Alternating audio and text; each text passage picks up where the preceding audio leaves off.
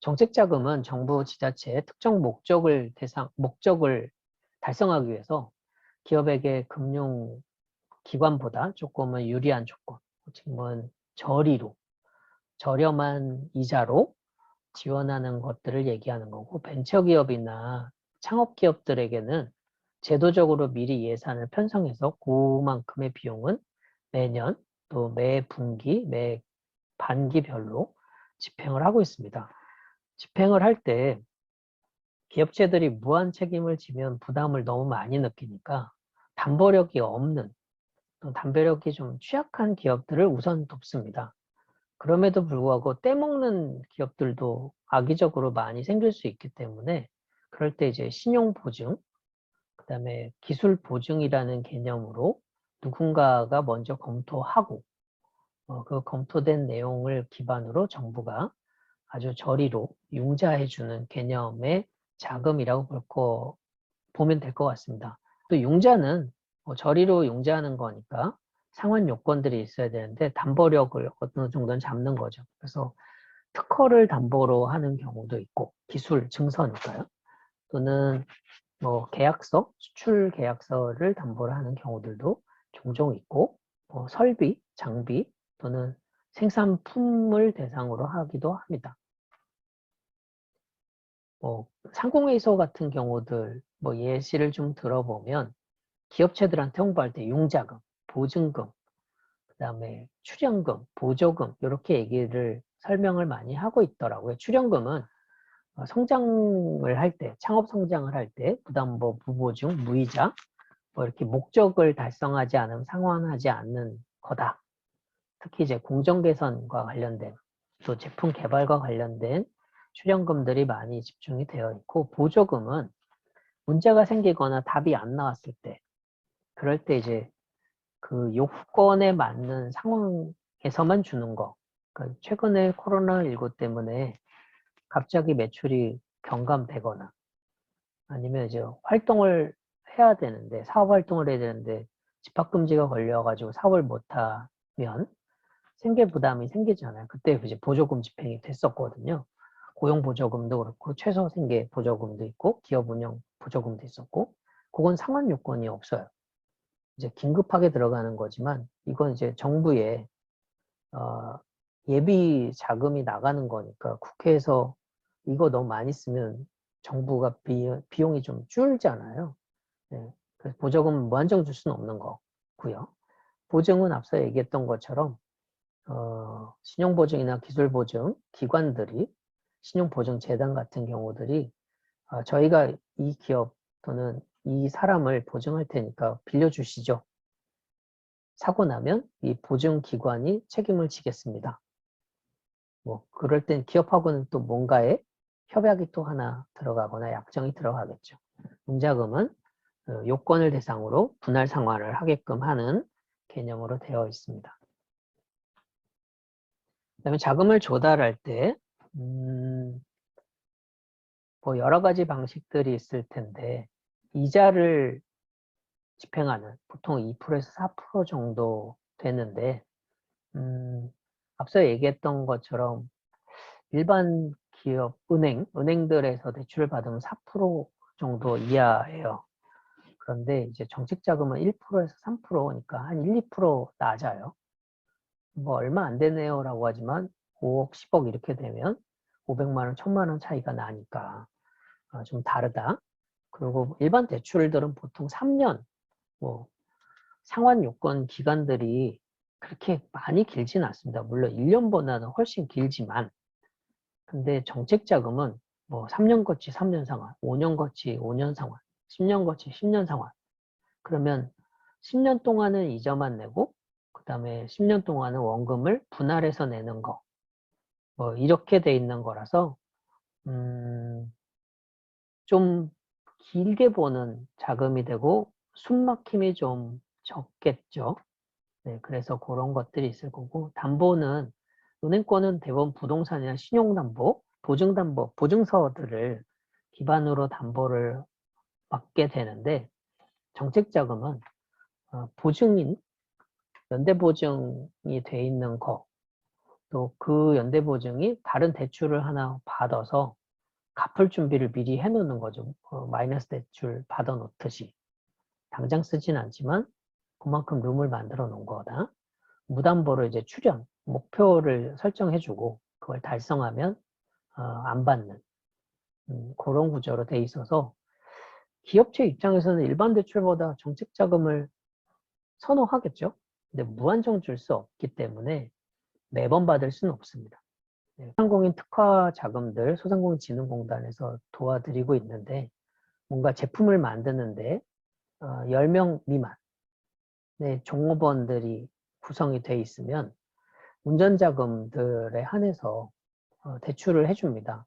뭐 1%, 뭐 또 많으면 2% 정도지만 앞서 얘기한 것처럼 5년 거치 5년 상환, 10년 거치 10년 상환 이런 장기 저리 대출이기 때문에 운영자금들을 갖고 있고 계속 꾸준히 사업을 하신다면 차근차근 갚아나갈 수 있는 거예요. 그래서 시설이나 뭐 이런 것들까지 포함하면 최대 5억 정도까지는 지원이 되고 있고 성장 촉진은 이제 3년 이상 돼 있는 업종인데 돈이 좀 모자라거나 뭘 새로 개발하기 어려워서 그냥 꾸준히 이렇게 유지만 하고 있는 상황이라면 성장 촉진 자금이라고 해서 시설일 경우 2억까지 지원을 해주거나 운전자금을 1억까지 정도 지원해 줍니다. 요즘 이제 문제가 되고 있는 시대적 상황이 경영 안전자금이에요. 갑자기 이제 뭐 꼬였거나 코로나 때문에 매출은 안 일어났는데 임대료가 막 나가거나 뭐 이런 상황들이 되면 긴급자금을 집행하는데 업체당 최고 7천만 원까지 다 대출이에요. 그냥 주는 게 아니라 빚이지만 오래 갚아도 되는 빚이니까 뭐 받을 수 있네요가 아니라 이걸 받아서 갚을 수 있다면 저렴하게 쓸 수 있다. 그렇게 이해하시는 게 좋습니다. 이건 출연 자금이 아니라 가지고 이거 그냥 돈이네요가 아니라 활용할 수 있는 범위가 있다. 그렇게 소개시켜 드리고 싶고 혹시나 이제 회사가 좀 큰 조직이라면 창업 초기에는 중소기업진흥공단에서 뭐 혁신 창업 사업화 자금 지금 2조까지 확보가 돼 있기 때문에 기업들한테 그래도 한 5천만 원에서 1억 돈 좀 많이 주면 2, 3억까지도 지원을 해주더라고요. 이건 이제 기업체 10명 이상이 되고 제조업이든 서비스든 좀 볼륨이 커지면 자금이 돼 있고 성장 제도야 이렇게 구별을 해서 한 2조에서 3조 정도 볼륨으로 예산을 지금 확보해서 기업들을 지원하고 있습니다.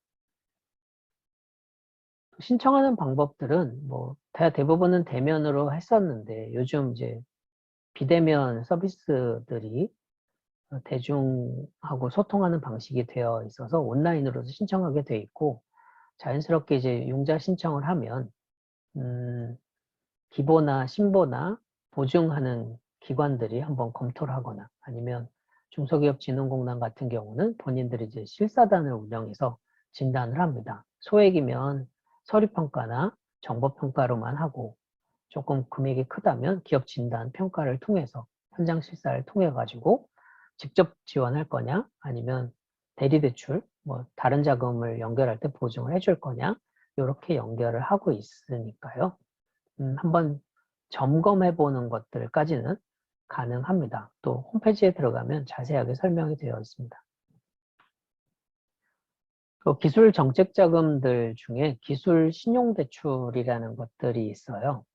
요거는 기업체가 기술력을 가지고 있다. 근데 이제 노하우를 가지고 있으면 그건 뭐 보증이 거의 안 되죠. 답도 안 나오고 확인도 안 되고 그 기술을 가지고 있는 사람이 퇴직하거나 사망하면 그 기술이 날아가는 거니까 가급적이면 명문화되어 있는 문서로 또는 증서로 매뉴얼로 돼 있다면 또는 그 매뉴얼이 설비의 메인터넌스 이제 유지 관리가 잘 돼서 착착착착 길이 잘 들어있는 장비들이나 설비들이 되어 있다면 그 장비를 현재 가치로 평가를 합니다. 현물 가치를 좀 놓고 그 이후에 몇 년간 쓸 수 있겠다. 운전 기간을 한번 고민을 해봐요. 그러면 그 기계만 가지고도 뭐를 만들 수 있겠다라고 하면 이제 담보가 되는 거죠. 그걸 보증을 해줍니다.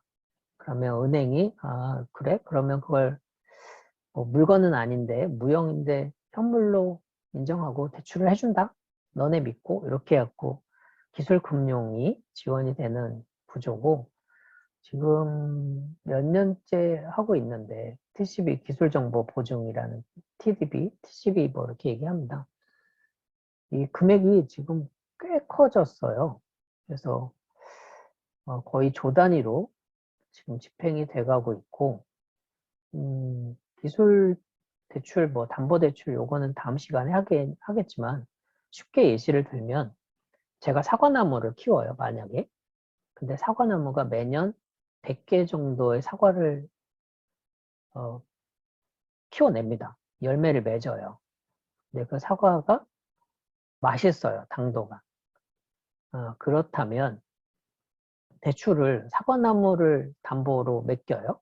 그러면 사과나무 하나는 땔감으로 쓸 거냐, 아니면 뭐 의자를 만들 거냐, 그 목적에 따라 금액이 다 다를 텐데 농가 입장에서는 아니 사과나무인데 매년 사과가 100개 열린다니까요. 근데 보통 사과나무가 5년 살아요.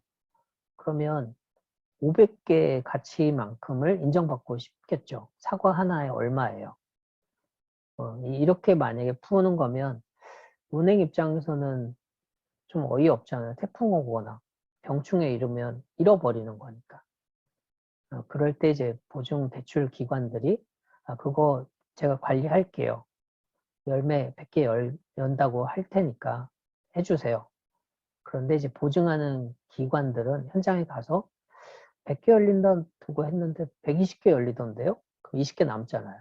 그러면 한번 해보는 거고 100개 열린다고 그러는데 50개밖에 안 열리던데요? 그러면 그거 보증 금액을 좀 낮춰야 될 것 같아요. 그럼 낮추겠죠. 이제 이런 구조입니다.